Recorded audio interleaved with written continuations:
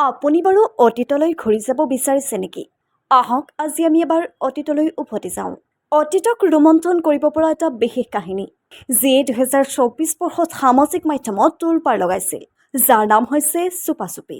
সকলোৰে লৰালিলৈ মনত পেলাই আমাৰ অতীতক পুনৰবাৰ সোঁৱৰাই দিবলৈ চেষ্টা কৰা এটা বিশেষ কাহিনী।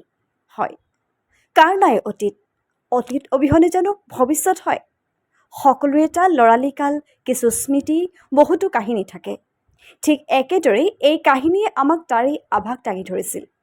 আৰু এই কাহিনীটোক এটা সুন্দৰ ৰূপ দিছিল বিশেষ কেইটামান চৰিত্ৰত আছিল উৰ্মিলা বৌ, দীপক, ৰূপ, চাণক্য আৰু ৰমা।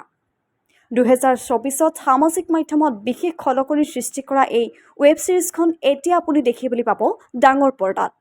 ইতিমধ্যে ইয়াৰ ট্ৰেজাৰ বকুল, কিন্তু এতিয়া সকলোৰে উৎকণ্ঠা।